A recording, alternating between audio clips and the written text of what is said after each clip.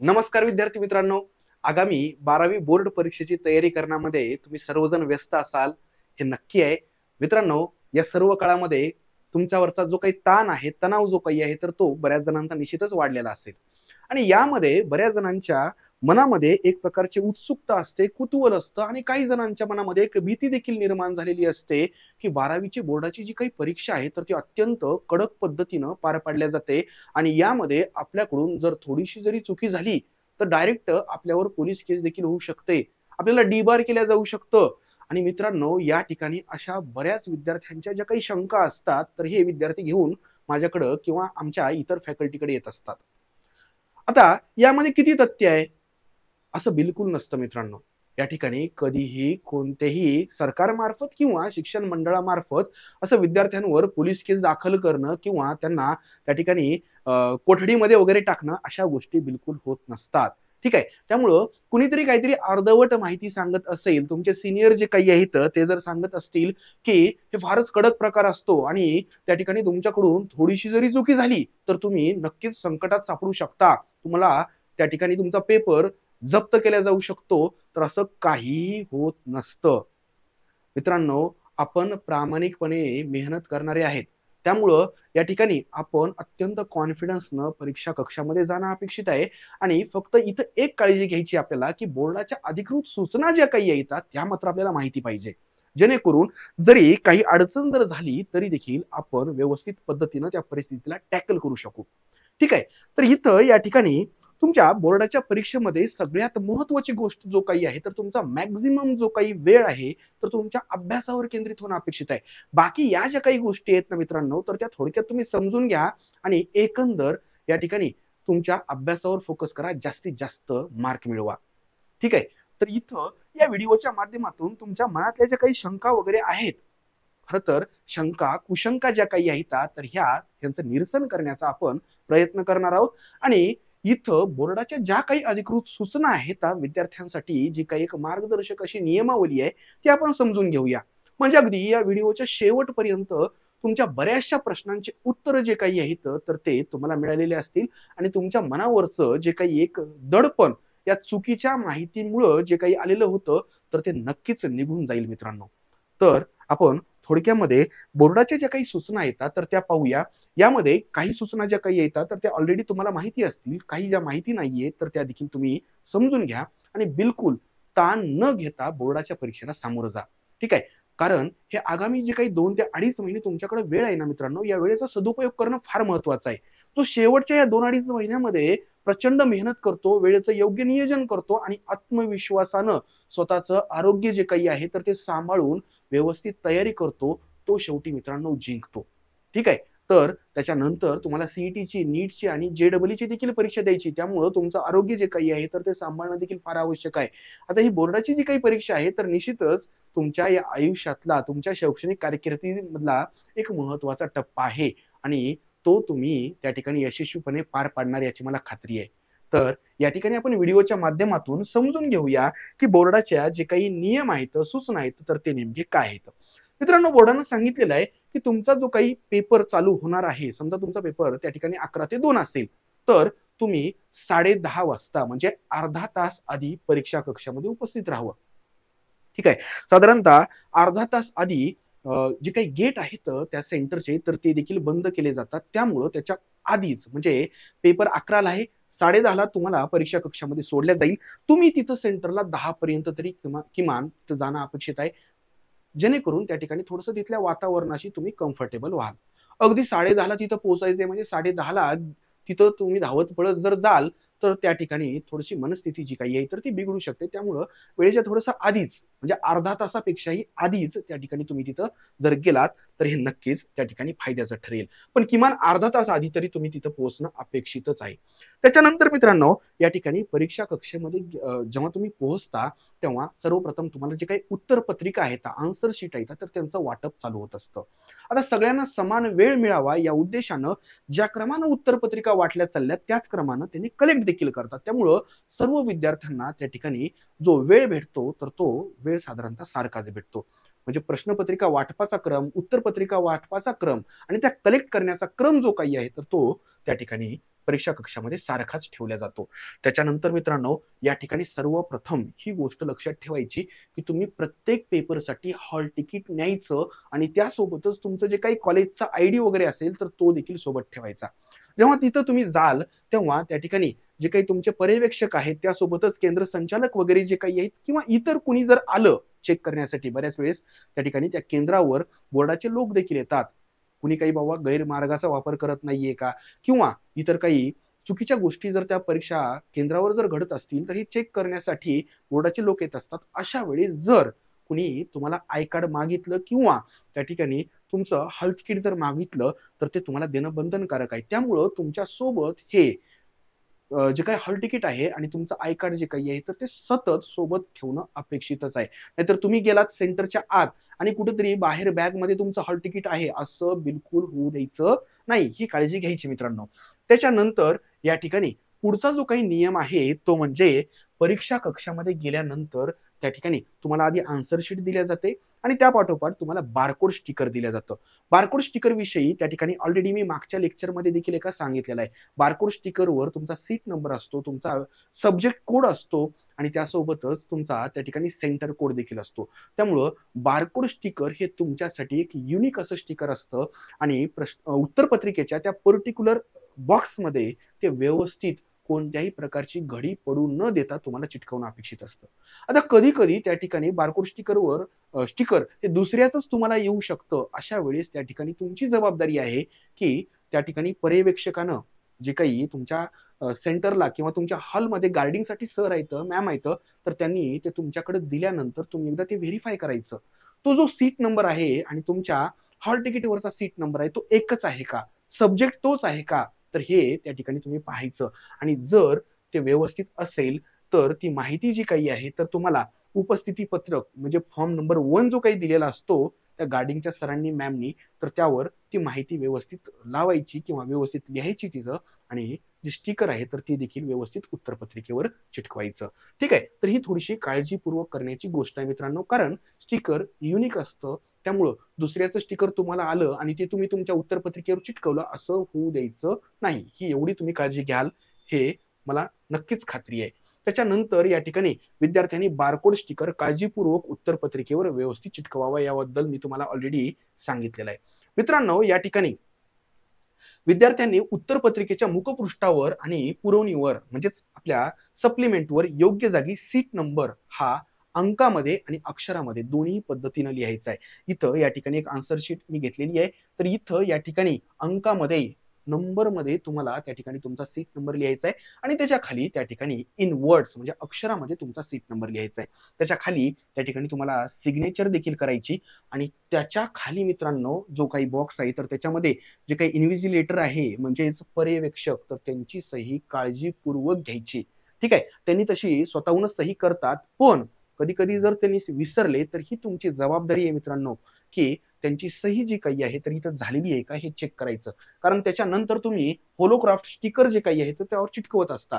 त्यामुळं ते होलोग्राफ्ट स्टिकर चिटकवण्याच्या आधी काळजीपूर्वक तुमची सही त्या बॉक्सच्या आत आणि पर्यवेक्षकांची सही त्या बॉक्सच्या आत आहे का हे त्या ठिकाणी तुम्ही खात्री करून घ्यायची. आणि जर पर्यवेक्षकांनी सही केलेली नसेल तर तुम्ही ती गोष्ट त्यांच्या ताबडतोब लक्षात आणून द्यायची आणि ती सही मात्र अवश्य घ्यायची. त्याच्यानंतर मित्रांनो या ठिकाणी तुम्हाला कुठून लिहायला चालू करायचंय. तर उत्तरपत्रिकेचं हे जे काही फ्रंट पेज आहे, हे जे काही फ्रंट पेज आहे, ह्याच्या पाठीमागच्या बाजूलाही काही त्या ठिकाणी कंटेंट जे काही आहे तर ते प्रिंट झालेला असतो. तुम्हाला हे फर्स्ट पेज, ह्याच्या पाठीमागचं पेज आणि त्यानंतर येणारं जे काही तिसरं पेज आहे तर तिथून प्रत्यक्ष लिहायला सुरुवात करायची. म्हणजे एकंदर त्या ठिकाणी उत्तरपत्रिकेच्या आन्सर शीटच्या पेज नंबर 3 पासून तुम्हाला प्रत्यक्ष उत्तर लिहायला सुरुवात करायची. आता या ठिकाणी तुम्ही जर पाहाल तर उत्तरपत्रिकेवर फक्त डाव्या बाजूला मार्जिन सोडलेली असते. मग तुम्ही उत्तरपत्रिकेच्या त्या ठिकाणी उजव्या बाजूला मार्जिन सोडण्याची गरज आहे का? तर बिलकुल नाही. बोर्डाने याविषयी सांगितलंय. आम्ही जी काही मार्जिन दिलेली आहे तर ती पुरेशी आहे. तुम्ही 2-2 बाजूला मार्जिन त्या ठिकाणी काढण्यामध्ये काही अर्थ नाहीये. तर तसं करायचं नाहीये. डाव्या बाजूला त्यांनी जी काही मार्जिन दिलेली आहे तर तिचाच तुम्हाला वापर करायचा आहे. त्याच्यानंतर आणखी एक महत्त्वाची गोष्ट तुम्हाला जी काही उत्तरपत्रिका दिलेली आहे, काही जणांना सवय असते की फक्त एकाच बाजूला लिहायचं, त्याच्यानंतर मागची बाजू कोरीच सोडायची, त्याच्यानंतर पुढचं पेज घ्यायचं. तर इथं असं करायचं नाहीये. जे काही पान आहे तर त्याच्या फ्रंट पेजवर आणि बॅक साईडला दोन्ही बाजूला लिहायचंय. ठीक आहे. तर हे बोर्डानं स्पष्टपणे सांगितलेलं आहे. उत्तरपत्रिकेच्या दोन्ही बाजूला त्या ठिकाणी लिहायचंय. त्यांनी सप्लिमेंट तुम्हाला वाटेल तितक्या देतील. ठीक आहे. त्याबद्दल त्यांनी म्हणणार नाहीत काही. पण त्यांचा एक मात्र नियम तुम्हाला फॉलो करावा लागेल. ते म्हणजे तुम्ही त्या ठिकाणी फ्रंट पेज आणि बॅक पेज दोन्ही बाजूंचा त्या ठिकाणी लिहिण्यासाठी वापर करायचा आहे. त्याच्यानंतर विद्यार्थ्यांनी शेवटी उत्तरपत्रिका व प्रत्येक सप्लिमेंटवर पर्यवेक्षकाची स्वाक्षरी असल्याची खात्री करून घ्यायची. ठीक आहे. कारण ती स्वाक्षरी जर नसेल आणि तुम्ही तसंच होलोक्राफ्ट स्टिकर जर चिटकवलं तर ते तुम्हाला थोडंसं नंतर पेपर चेकिंगच्या वेळेस अडचणीचं ठरू शकतं. त्यामुळं ही एवढी काळजी तुम्ही घ्यायची. प्रश्नपत्रिका मिळाल्यानंतर विद्यार्थ्यांनी काय करायचं, तर प्रश्नपत्रिकेच्या फ्रंट पेजवर उजव्या बाजूला वरच्या कोपऱ्यामध्ये बॉक्समध्ये तुम्ही तुमचा सीट नंबर लिहायचा.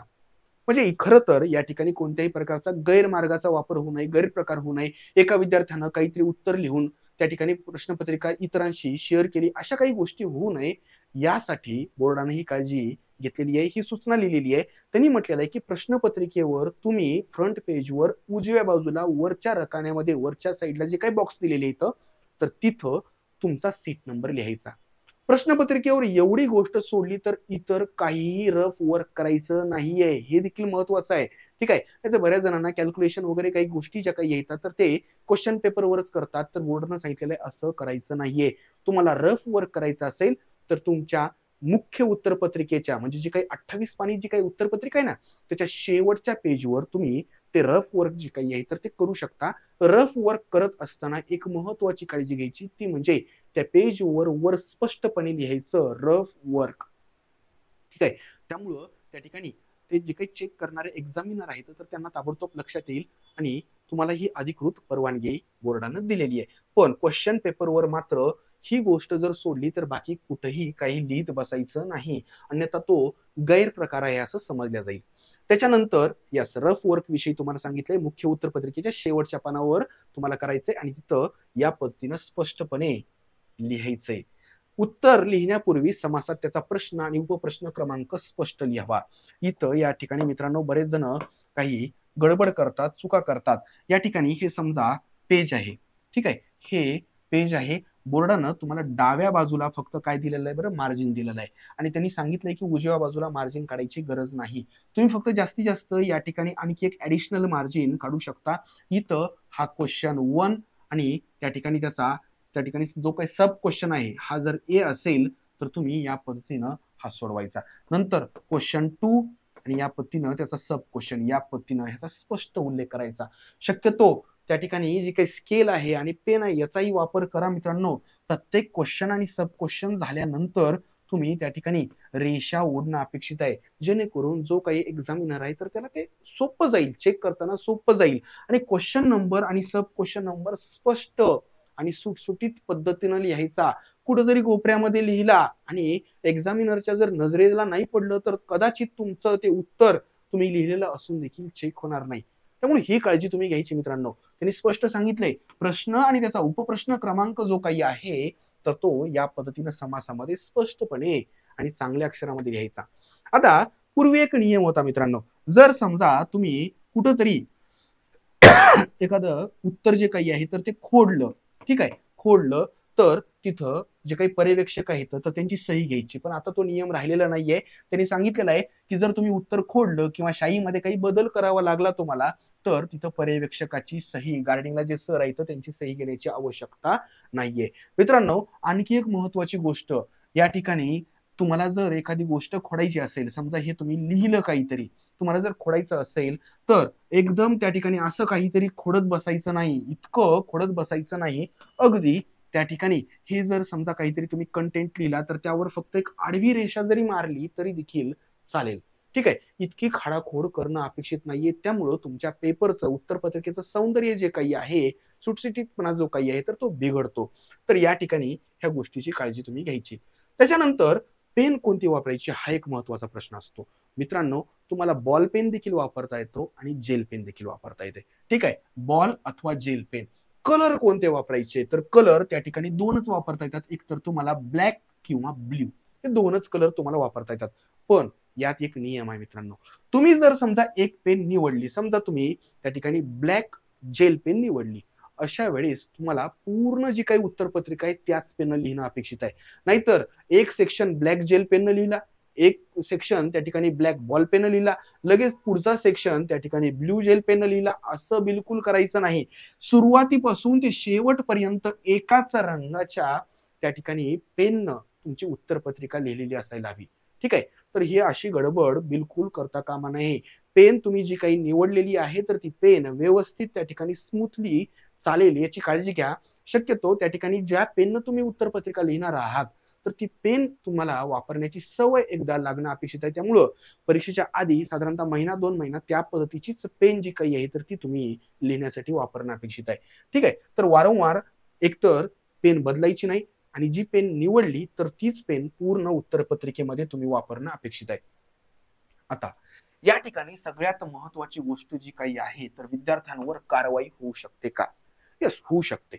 पण शक्यतो या ठिकाणी ती जी काही कारवाई आहे तर ती टाळण्याकडं किंवा विद्यार्थ्यांना कोणत्याही प्रकारे मानसिक त्रास होणार नाही किंवा तो पॅनिक होणार नाही याची काळजी जे काही गार्डिंगला सर मॅम आहेत किंवा केंद्र प्रमुख वगैरे जे काही येतं तर त्यांच्या मार्फत घेतल्या जाते. याचा अर्थ तुम्ही काहीही करायचं आणि त्यांनी तुमच्याकडे दुर्लक्ष करणार असा अर्थ घ्यायचा नाही. तुम्ही काय करायचं नाही आणि काय केलं तर तुम्ही संकटामध्ये सापडू शकता याविषयी मी तुम्हाला सांगेन. पहिली गोष्ट, तुमच्या त्या हॉलमध्ये परीक्षा कक्ष जो काही आहे तर त्यामध्ये पुस्तक, नोट्स, मजकूर लिहिलेला काही कागद हा तुमच्या हॉलमध्ये घेऊन जायचं नाही. तुमच्या शरीरावर, तुमच्या कपड्यावर काहीतरी कंटेंट लिहिलेलं आहे आणि ही गोष्ट जर त्या गार्डिंगच्या सरांना जर समजली तर तुम्ही अडचणीत येऊ शकता. ठीक आहे. आता इथं तुम्ही तेव्हा जर म्हणत असाल की सर नाही ते मी चुकून लिहिलेलं आहे किंवा ते आधीचंच आहे, मला माहिती नव्हतं. तर या गोष्टी शक्यतो त्यांनी त्या ठिकाणी कन्सिडर करत नाहीत. त्यामुळं थोडीशी काळजी घ्यायची की हॉलमध्ये जात असताना चुकून तुमच्या सोबत त्या ठिकाणी तुमच्या काही नोट्स वगैरे तर येणार नाहीयेत ना? ठीक आहे. कारण या ठिकाणी तिथं तुम्ही काहीही कारण सांगितलं तरी देखील तो जो गुन्हा आहे तर त्याची इंटेन्सिटी कमी होत नाही. त्यामुळं ही काळजी घ्यायची. आपल्यासोबत कोणत्याही पद्धतीनं या ज्या वस्तू आहेत तर ह्या परीक्षा कक्षामध्ये येणार नाहीत याची तुम्ही या ठिकाणी काळजी घ्यायची.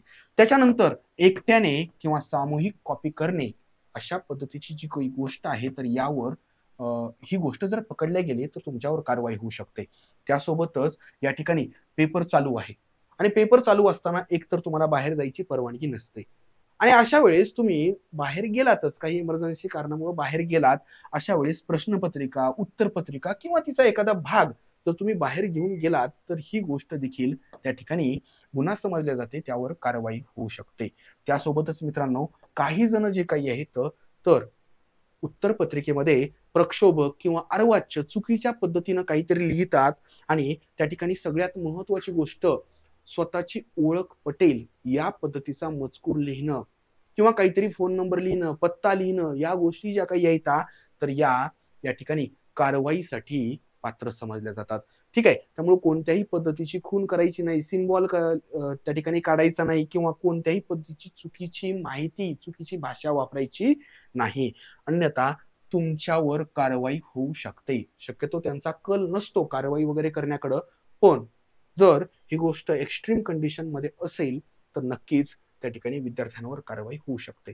परीक्षा सुरू झाल्यानंतर तुम्हाला परीक्षा कक्षाच्या बाहेर जाता येत नाही आणि जर तुम्हाला जायची गरज पडलीच, परीक्षा कक्ष किंवा सेंटरच्या बाहेर जाताच येत नाही आणि जर पडलीच तर तुम्हाला तुमचा तुमचा पेपर जो काही आहे म्हणजे क्वेश्चन पेपर आणि आन्सर शीट तर ही त्या ठिकाणी जे काही तुमचे गार्डिंगचे सर मॅम आहेत तर त्यांच्याकडे जमा करून नंतरच जावं लागेल. ठीक आहे. तर या ठिकाणी अशी परिस्थिती नक्कीच तुमच्यावर येणार नाही याची मला खात्री आहे. असं काहीही होणार नाही. त्याच्यानंतर या ठिकाणी पेपर संपण्याच्या पूर्वी वॉर्निंग बेल वॉर्निंग बेल जी काही असते तर साधारणतः 10 मिनिटे आधी म्हणजे पेपर जेव्हा कलेक्ट करणार असतात त्याच्या 10 मिनिट आधी वॉर्निंग बेल वाजत असते. ह्याच्यानंतर तुम्ही काय करायचं? याच्यानंतर थोडं बहुत जे काही लिहायचंय तर ते लिहा. पण काही गोष्टी ज्या काही टेक्निकल गोष्टी येतात तर या मात्र तुम्ही काळजीपूर्वक करणं, कंप्लीट करणं आवश्यक आहे. त्याच्यामध्ये जे काही होलोग्राफ स्टिकर तुम्हाला दिलेले आहेत तर ते व्यवस्थित काळजीपूर्वक तुमच्या मेन आन्सर शीटवर आणि प्रत्येक तुमच्या सप्लिमेंटवर योग्य ठिकाणी चिटकवायचे आणि चिटकवण्याच्या आधी तिथं तुमचा सीट नंबर अंकात आणि अक्षरात, तुमची सही, पर्यवेक्षकाची सही आणि इतर जी काही माहिती आहे जी त्या होलोग्राफ स्टिकरच्या खाली येणार आहे तर ती व्यवस्थित भरलेली आहे का हे व्हेरीफाय करायचं. ठीक आहे. त्याच्यानंतर अंतिम बेल झाल्यानंतर बरेच जणांना एवढी घाई असते, आता कधी एकदा त्या हॉलच्या बाहेर पडतो आणि बाहेर जाऊन घरच्यांना सांगतो पेपर खूप सोप्पा गेला. ठीक आहे. तर हे थोडंसं कंट्रोल करायचं, कारण सगळ्यांचे पेपर गोळा केल्यानंतर जे काही तुमचे गार्डिंगचे सर मॅम आहेत तर ते एकदा चेक करतात की बाबा जेवढे विद्यार्थी आहेत तेवढे हे आन्सर शीट आहेत का, आणि एकदा व्हेरीफाय झालं त्याच्यानंतरच तुम्ही त्या ठिकाणी त्या परीक्षा कक्षाच्या हॉलच्या बाहेर पडायचं. परीक्षा कक्षामध्ये कोणत्याही प्रकारे मोबाईल किंवा इतर इलेक्ट्रॉनिक डिव्हाइसेस जे काही आहेत तर ते अलाउ नाहीत. तुम्ही या पद्धतीनं काही जर केलं तर त्या गोष्टी कारवाईला पात्र नक्कीच ठरतात. त्यामुळे बिलकुल असा प्रयत्न करायचा नाही मित्रांनो. शेवटी आपण त्या ठिकाणी कष्टानं मेहनतीनं मार्क्स घ्यायचे आणि मित्रांनो ते मार्क्स कमी असतील तरी चालतील, 5-10% कमी पडले तरी चालतील, पण मित्रांनो तुम्ही प्रामाणिकपणे सगळ्यांना सांगू शकता की माझ्या हक्काचे मार्क्स आहेत. त्यामुळं या ठिकाणी कुणी जरी काही म्हटलं की या सेंटरला कॉपी चालते, काय हे चालतं ते चालतं, कुणाला काय करायचं ते करू द्या, पण मित्रांनो तुम्ही मात्र कष्टानं आणि मेहनतीनं अभ्यास करून ते मार्क्स मिळवा, कारण हेच मार्क तुमचं भविष्य जे काही आहे तर ते सुकर आणि उज्ज्वल करणार आहेत. आज जे काही त्या ठिकाणी अशा पद्धतीनं कॉपी होतच नसते, पण काही सेंटरला जरी असे गैरप्रकार होत असतील तरी त्यांच्याकडे पूर्णपणे दुर्लक्ष करा मित्रांनो, कारण अशा पद्धतीनं चुकीच्या मार्गाने मिळवलेलं यश जे काही आहे तर ते त्या ठिकाणी कायमस्वरूपी नसतं. डिग्रीमध्ये किंवा पोस्ट ग्रॅज्युएशनमध्ये ह्या सगळ्या गोष्टी ज्या काही आहेत तर त्या उघड्या पडतात आणि कोण किती पाण्यामध्ये आहे हे तेव्हा कळतच असतं. त्यामुळं अशा चुकीच्या मार्गांचा तुम्ही बिलकुल वापर करायचा नाही. आता कधी-कधी फिजिक्समध्ये किंवा मॅथमध्ये कॅल्क्युलेशनसाठी तुम्हाला लॉग टेबल लागत असतो. अशा वेळेस बोर्ड स्वतः तुम्हाला त्या ठिकाणी लॉग टेबल तिथं प्रोव्हाईड करत असतं. त्या लॉग टेबलचा वापर करायचा आणि नंतर त्या ठिकाणी ते लॉग टेबल जे काही गार्डिंगचे सर मॅम आहेत त्यांच्या माध्यमातून ते पुन्हा कलेक्ट केले जातात, तर त्यांना ते परत देऊन टाकायचे. तुमचा स्वतःचा जो काही लॉक टेबल आहे तर तो तुम्हाला नेता येणार नाही. तर मित्रांनो या ठिकाणी या साधारणतः ज्या काही 20-21 सूचना आहेत त्या अत्यंत महत्त्वाच्या आहेत. काळजीपूर्वक तुम्ही एकदा जर हा व्हिडिओ पाहिला तर तुमचे सगळे डाऊट जे काही आहेत तर ते क्लिअर झालेले असतील. जरी तुम्हाला आणखी काही डाऊट असतील तर या व्हिडिओच्या खाली जो काही कमेंट बॉक्स आहे तर त्यामध्ये तुम्ही तुमचे डाऊट विचारू शकता किंवा या ठिकाणी आम्हाला डायरेक्ट तुम्ही संपर्क देखील करू शकता. तुमच्या प्रत्येक डाऊटचं, तुमच्या शंकांचं निरसन करणं हे आम्ही आमचं कर्तव्य समजतो. तर मित्रांनो याच पद्धतीनं लवकरच भेटूया पुढच्या व्हिडिओच्या निमित्तानं. तोपर्यंत खूप खूप धन्यवाद.